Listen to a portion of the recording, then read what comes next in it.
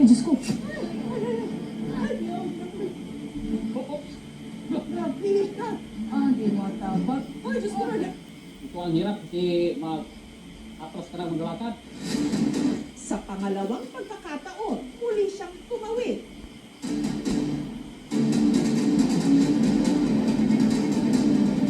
Hanggang sa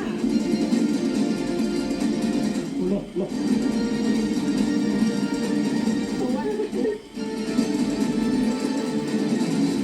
ligtas siyang nakatawid sa kabilang dulo nang wala nga harness. Grabe, mission accomplished ka. Hoy, Insol. Ano yung pagkaklase sa tao? Meron tawag na kinetic chain. Yung puwersang nagawa ng mga paa niya, inaakyat papunta sa kanyang core, papunta sa kanyang kamay, kaya nakakabaniobra siya ng iba't ibang paraan.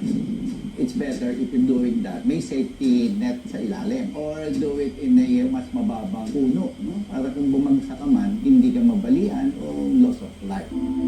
Marami tayong mga nakitang content creators na ito na talaga yung naging pangkabuhayan nila. Siguro nakita kasi nila na kayang magkaroon ng traction eh. Kaya nandun yung how far will you go? Huwag nilang iisa-alang-alang yung kanilang health na baka ma-aksidente sila. Hindi ako magawa ng mga delikadong mga kuhat at mag-viral.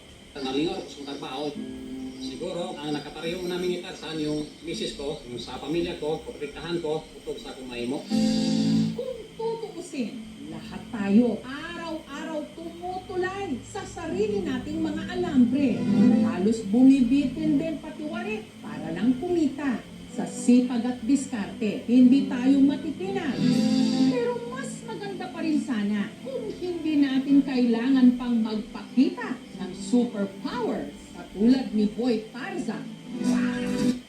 Para lang maitawid at isugal pa araw-araw ang ating buhay.